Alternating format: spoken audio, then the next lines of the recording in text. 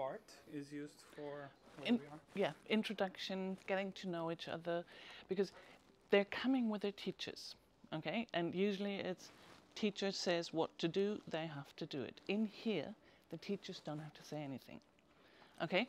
They are here with the group because it's their responsibility to be here, but we are working with the group. So, and the teachers, for example, don't participate at all.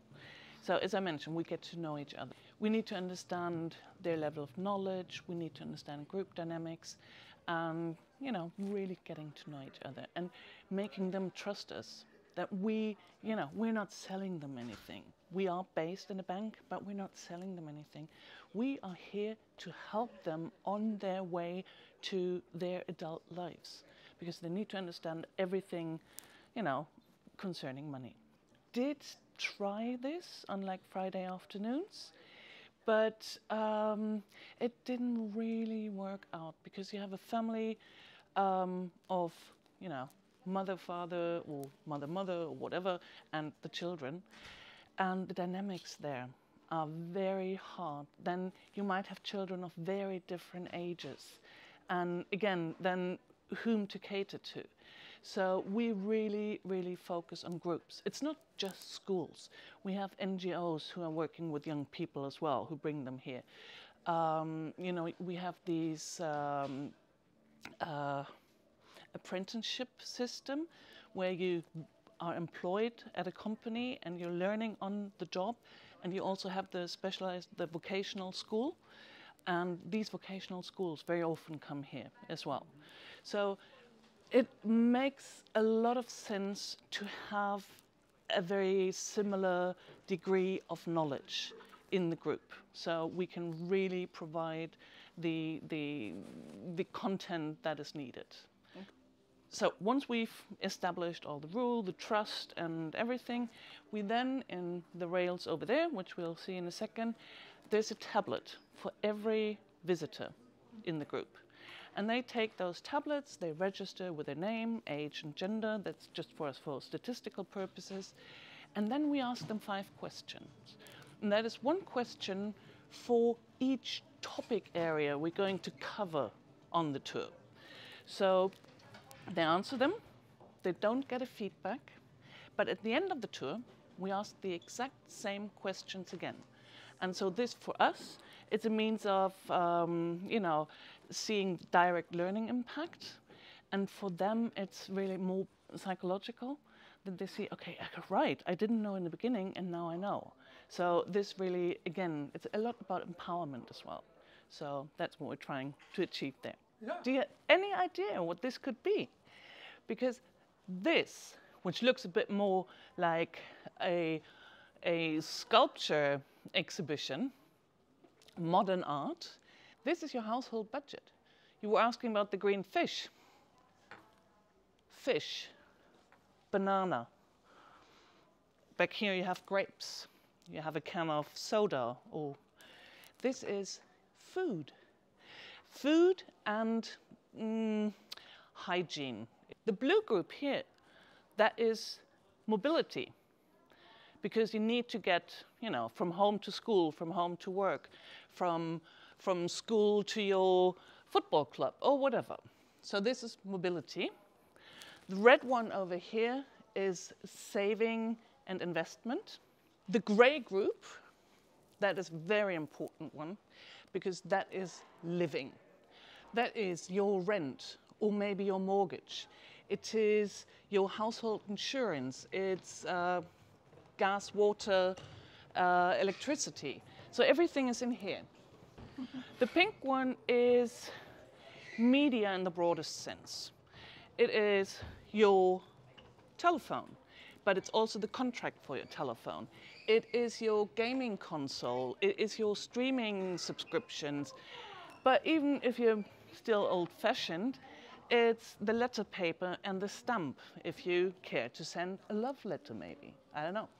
Purple over here is shopping. That's your clothes, that is decorative cosmetics, that is accessories, shoes, everything's in here. And then the final one is your hobbies. That is your membership in a fitness club. that is your tickets to the cinema. Everything is in here. And one very important aspect, your holiday is in here. And if you go out to a restaurant at night to meet friends and have dinner there, that food is included in here as well. So they are exploring the world of finances, of money handling and everything. And 18 and above, they are responsible for everything, so they should be our experts. And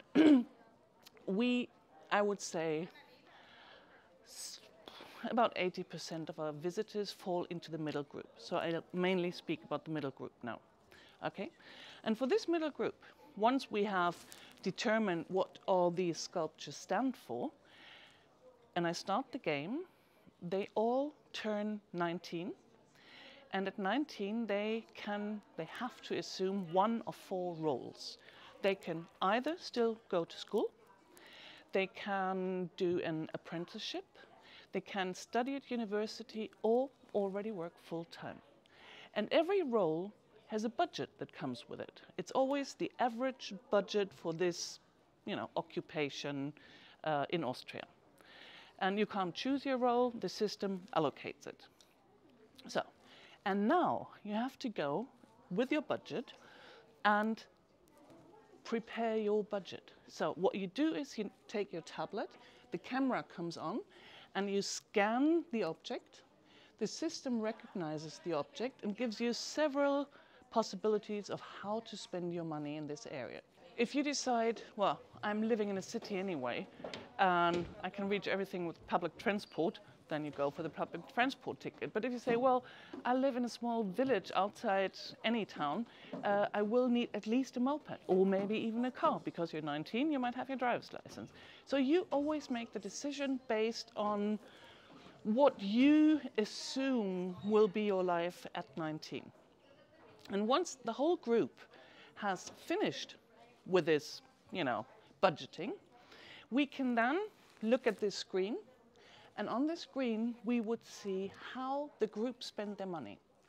So we can see that they spend 10% on living. They spend 35% on their spare time, whatever. This is, it's nice to have a look at, but we can also look at all the separate roles. So how did the ones studying at university spend their money? We can visualize that here. And later on, we look, okay, this is your assumption, but what does reality look like? So we look at how an average household in Austria spends their money. And then we can compare it to each other. And this is really for the use of make them understand how money is spent in reality. Because at 15, you usually don't really know too much about this, but in just a few years, they will have to deal with this. So understand, living is the biggest group. We spend a lot of living in Austria. And we want to make them aware that planning your budget is so important. You need to understand how much is my income and how much do I spend? Does that match up? I mean, preferably you earn more or your income is higher than your spendings. That is, but this is, this station here is very versatile because you can talk about so many important issues here. For example, online shopping. Online shopping is a pitfall for many young people. Mm-hmm. It's very tempting, isn't it? I can't afford this jumper at the moment. Yeah, but I can have it now. But I can have it now. But what happens, how much do you actually pay in the end compared to as if you pay it now? So we can go into detail there. We can go into in-app purchases, which is a big problem. Some of the main reasons for indebtedness with the young people is cars, is living. You do have enough money to pay the rent, but what about all the appliances? What about the utilities? What about furnishing your house? They've never been concerned with that. So this is really very important to have as a basic for what we are going to do later on. In this station, you actually, you can sit down, and it is interactive, but less interactive than what we've seen before. But we do understand, you know, the need for rest, because we are mainly dealing with teenagers here. And teenagers are going through a lot of things. Puberty asks a lot and takes a big, big toll on their bodies and brains and everything. So every now and again, sitting down after being very active is very important. And yes, I admit, sometimes we lose some of the heads here, because it's just, you know, 2 hours is a lot. And this station is usually rather at the end of the tour, but nevertheless, we understand the need for rest. And since our whole society is not really taking into account how hard it is to become an adult, and how much you have to do in order to get there, like school, extracurricular activities, we try to take this into account here. But then we can continue what's happening in this. Thank you so much. Don't worry. So in this station here, we call it the Opinion Forum. And this could be in any educational facility, especially in the non-formal setting, because it's not strictly about financial education, but it's about how to form an opinion. And yes, in financial terms, it is very important to understand how this is done, because, you know, it's your money you're dealing with.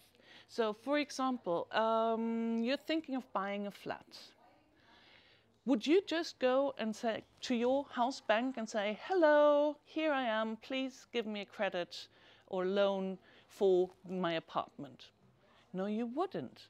I mean, obviously you would too, but then you would go to the next bank, and maybe you would check online, and maybe you would talk to your parents what's the best way to go forward, and so on and so on.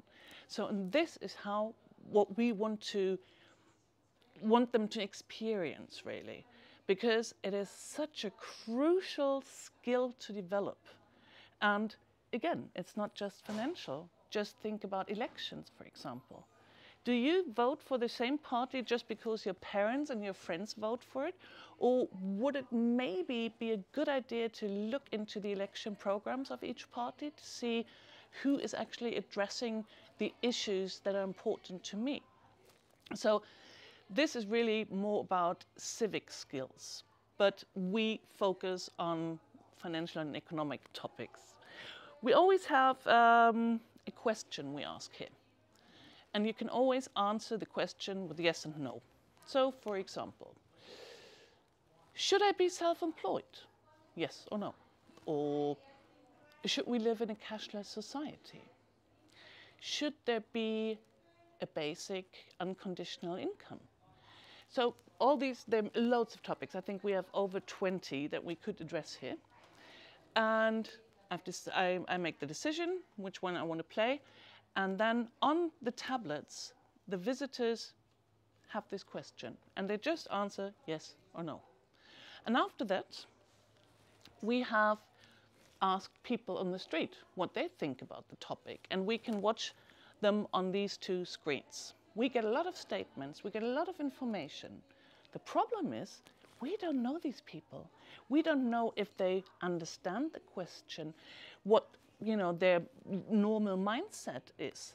So yes, we've heard a lot of information, but it's very difficult to deal with it because we don't know the background setting. Afterwards, we meet an expert. He or she appears on the one screen and is discussing the topic just from one side. Yes, we should live in a cashless society because of this reason and that, and there's also this. Then he or she leaves the screen here and reappears on the second screen and is now discussing the topic from the other side. So I said, no, we should not live in a cashless society because we have this problem and that danger and so on. All right, in the end, we're standing there. We have the information from the people in the street, and we have the information from the expert. But unfortunately, we have the exact same amount of arguments, pro and con. So now we start the discussion with the group. And what I always find very, very empowering is to see that our visitors, those young people, they actually know a lot about a lot of things. And I think that's fantastic. We adults very often underestimate young people, but I think we should really take them into consideration a lot more when making decisions, because that's the future of our society. So we discuss and try to engage them. It doesn't always work. You know, some groups are just tired, they're shy, whatever, but usually it works quite well. And right in the end, we just ask them again, so what's your opinion now? And again, you can say yes or no. And then we can visualize it. So that was your opinion in the beginning, and that's in the end. Because again, this is such an important information to know, that if you have to make a decision, and in the beginning you tend to one side, maybe with more information, you get the impression, well, actually, it would be better to me to make a different decision. And this very often requires some courage to say, I was wrong in the beginning, but now I know better. And it's always about what is best for you. And this is something we really emphasize on, because we want to give them the tools they need to navigate life. And this is one form of how we do this. This is usually the last or the second to last station here. And, you know, young people, they're quite often quite frustrated, because they think, okay, we have ideas, we have needs, and we can't address them. We don't have the power to do that. I can't take influence. And we show them here, well, actually, you can, and you do every single day. Because the consumer choices you make impact many people all around the world. And your decision can mean something to somebody on the other side of the globe. So what happens here is we have different topics. As you can see, this is the world behind me. And let's, for example, take the topic jeans. Jeans are very global products. So, first round, we're traveling around the globe twice. I'm telling you about the old model now, because we're actually in the process of remodeling it slightly, but we're not done yet. So we start, for example, in North America. In our case, it would be on the other side of the globe. And on the screen, we get a little video telling us who invented jeans, when, what are they made of, whom were they made for, why were they blue, for example. Then we would move on to Kazakhstan, which is on this screen, and talk about cotton. What does cotton need to grow, and how is it grown, and so on. We move to Turkey, talk about yarn production. We then move to China and talk about, you know, producing the fabric, sewing the garments, and giving it all the designs like used look, distressed look, whatever. And we also actually travel to Northern Africa, because we're talking about what happens if you put your pair of jeans into a recycling bin, because you're not wearing them anymore, they're out of fashion. So what happens to them? Very often they are taken and are resold on many markets. Our example is North Africa, happens in Europe as well, but for the sake of really touching everywhere in the world, we chose North Africa. And this reselling of garments is very problematic for the local textile industry, because they can't compete with the prices. So again, another thing to take into consideration. And then at the end of the round, we ask you to make a decision. We ask you whether you would be willing to spend a bit more and therefore have a biologically and fairly produced pair of jeans. And it's a decision you make on your tablet. Nobody sees what you have decided. The educators only see, what the majority went for. And this majority, we are very democratic here, decides the turn of the second round. Because now we meet people who are directly impacted by our decision, by our choice to buy this pair of jeans or that pair of jeans. So if we say, yes, we are willing to pay more because this is important to me, we meet then Julia, for example. She's a textile producer in Italy. And she tells us, well, obviously I do my market research and I do see a clear trend towards biologically and fairly produced textiles. But trend is not really there yet. But nevertheless, I am willing to take the chance and change my whole production line to biological. And because I'm convinced this will be the future. And we as consumers, we can say, pat our shoulders and say, we did that. Because we request these garments, she changed her whole business. Then again, we move to Kazakhstan, where we meet Timur. And Timur tells us, well, my main client, Julia, suddenly only wants to have biologically produced cotton. I don't have that. It takes a long time to get the certificate. And then I'm based at the former banks of the of the Aral Lake, and there's loads of, it's highly contaminated, the soil, so he probably wouldn't get the certificate anyway. He has to find ways to sell his harvest now because Julia is not taking it anymore. And again, it comes down to us. We made our decision and therefore he has a problem now. And we continue and meet different people, and it's not always positive, it's not always negative. What we want to achieve is to make them aware that their decisions matter. And it's important to know what you're deciding upon. So this is really, again, eye-opening. See, just because you don't have a lot of money and you're young does not mean you can't take an influence. And obviously, if they had said, no, I don't have the money to buy this biologically produced cotton jeans, they would tell us different stories. So Timur would still sell his cotton to Julia because she decided not to go for biological textiles, but focus on cooler designs or whatever. So we tell you this could be the scenario, and you have to know what it is, you have to understand your impact, but in the end, it's your decision. You have to decide what is best for you. And this is really the center of all what we do here. It's making our visitors understand you need to know because you make the decisions. And your decisions impact yourself, but they very, very often impact others as well.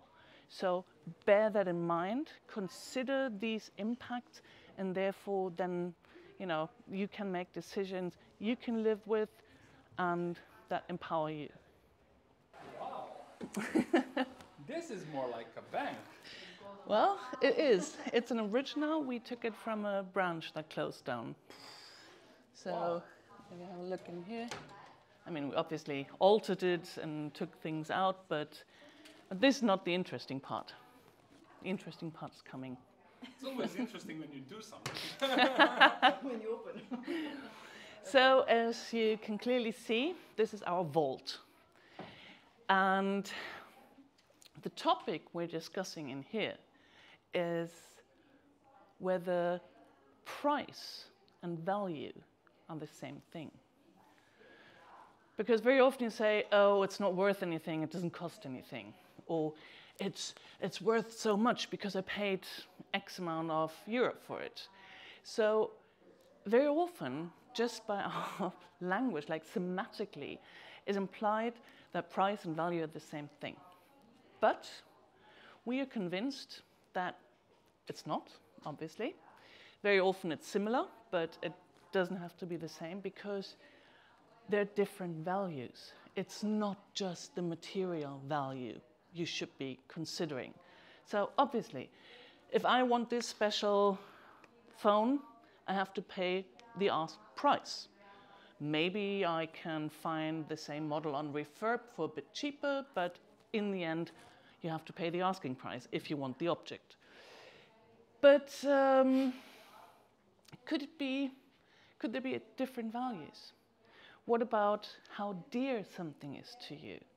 Okay, so maybe my old teddy bear, which already looks a bit deranged and has been sitting on my bed and has been cuddled for many, many years. If I would go to the flea market to sell it, I mean, I probably wouldn't get much for it.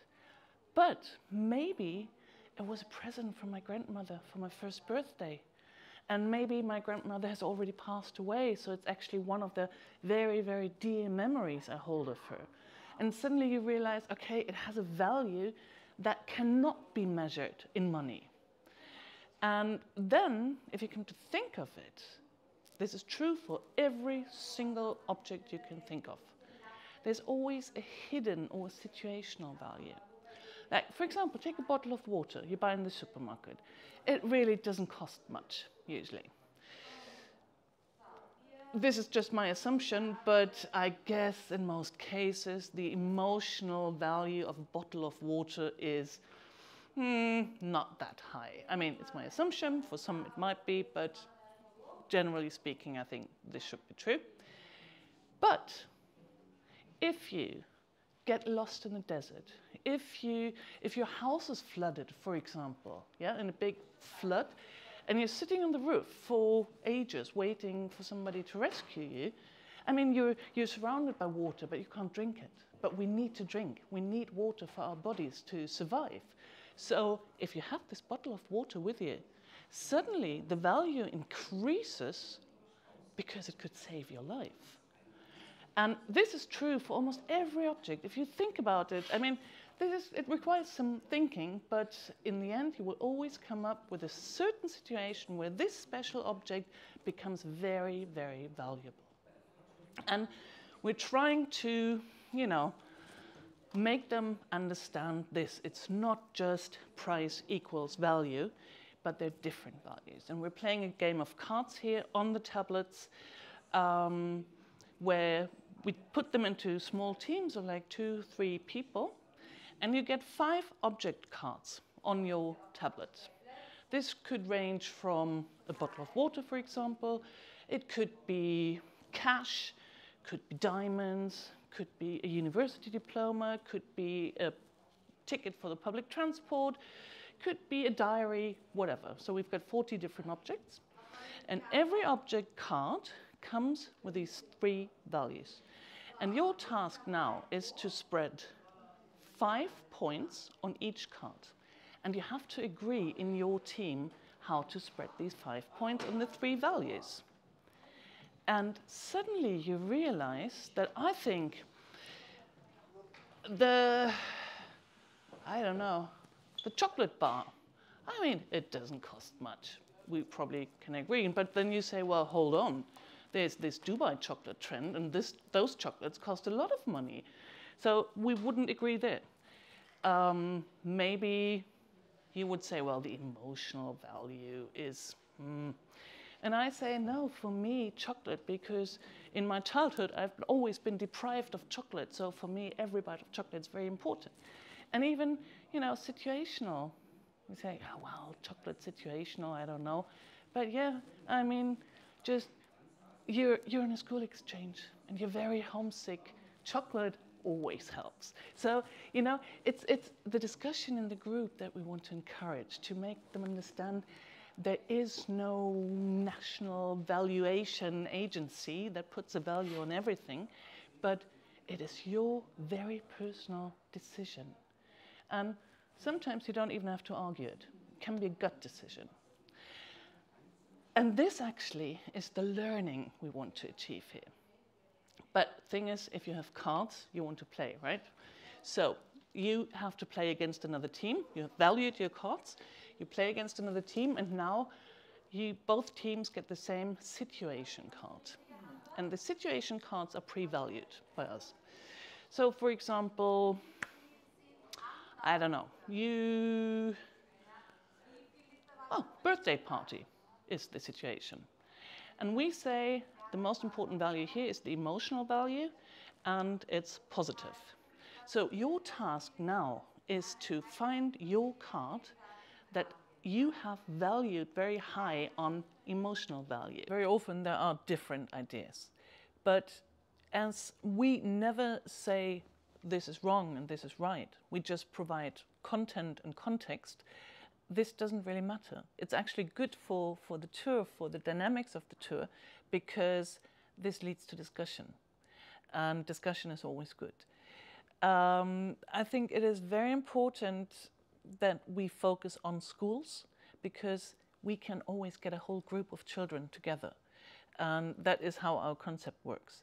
But what we hope is that the children come back after school and tell their parents, well, we've been to this really cool center and we learned about this.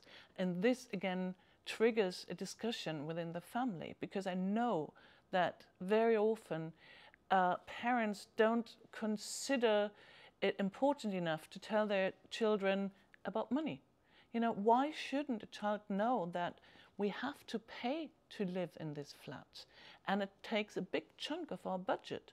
So, and it costs that you can watch your films with this streaming service and all this. I think it is very important to encourage the discussion in the family, because this helps. On the other hand, we have a problem, because we know that financial habits are kind of handed down by the generation. So if parents don't know how to deal with money, if they're, for example, very indebted, the likelihood for the indebtedness with their children is very high. So again, we provide this context maybe to encourage the discussion and maybe even provide something useful for the parents. The children know. The children see their parents leave in the morning, come home late maybe, or maybe they only work part-time, so they're home when they come back from school. But they understand that their parents are doing something.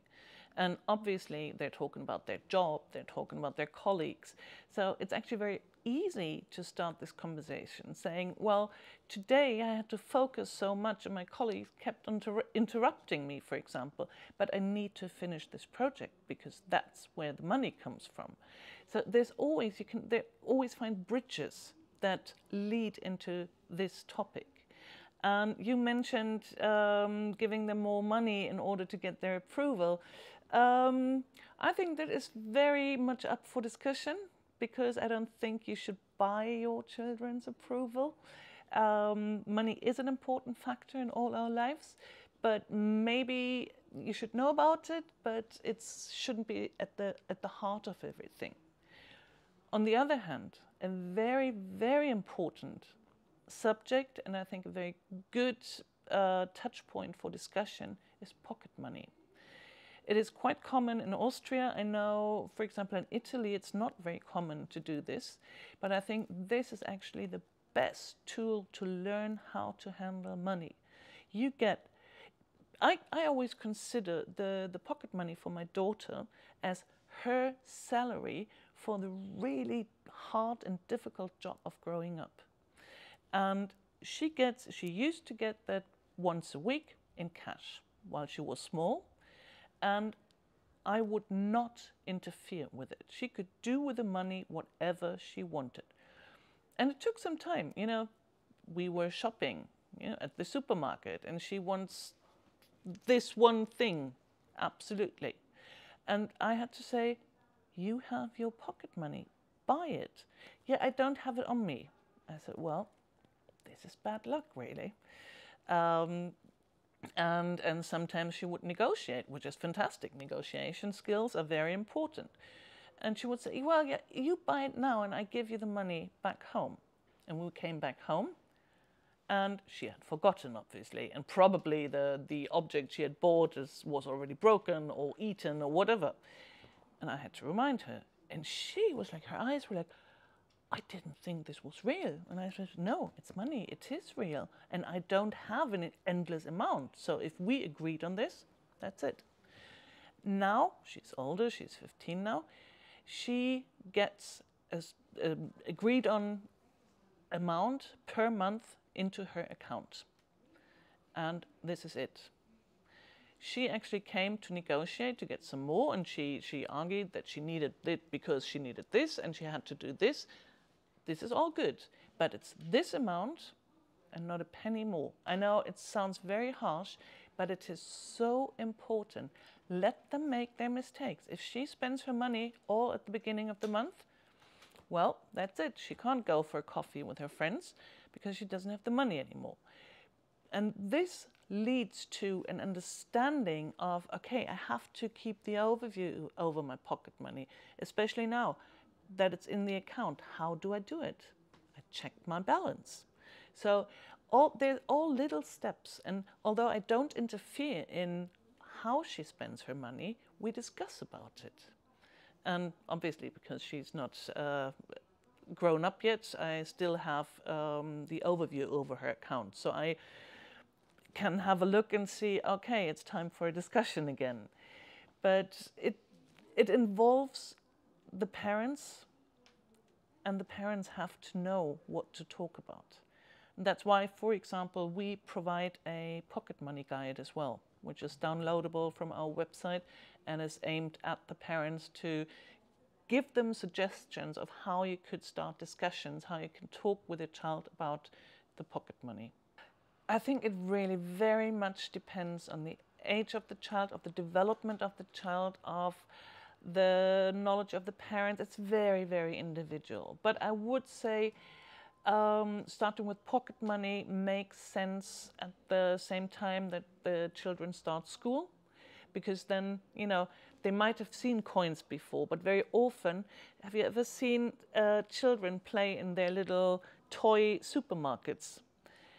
They ask enormous or hardly any amount for a banana.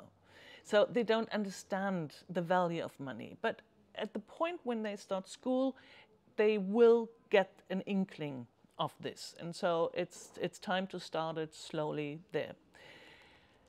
But I mean, there are children at 8 who can grasp real big complex ideas, and others need till 10.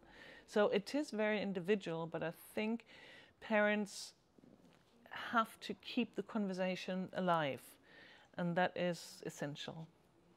Well, in Austria, it's easy. You can't do it before you're 15 because the law only allows earning after 15, like real employment or something. You could do the odd babysitting job before.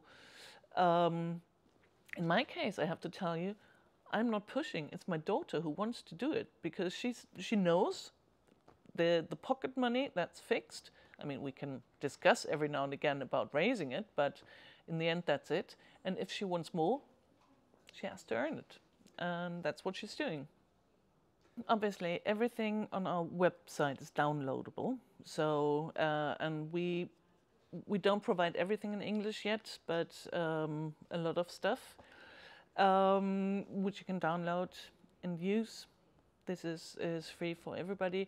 If somebody happens to come to Vienna and wants to see the flip, it's a good idea to go on our website and send us an email, and we will certainly be able to arrange for this. We have this one station, which is not part of the tour, which can be played individually, and especially for people who are interested in financial education in Serbia. Our colleagues from Erste Bank in Serbia are doing a lot of work there, and they are willing to support everybody. A few years ago, the big players societal players such as the National Bank, the Erste Foundation, Chamber of Commerce, Chamber of Labor, and so on. They all joined forces to create a foundation, and the sole purpose of this foundation is to find out exactly this. They're working with a lot of schools. Some of them are implementing it as a separate subject, some, you know, integrated all throughout the curriculum.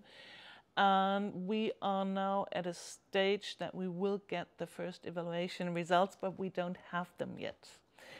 I personally am a fan of interconnectedness. So I think different subjects don't really make that much sense.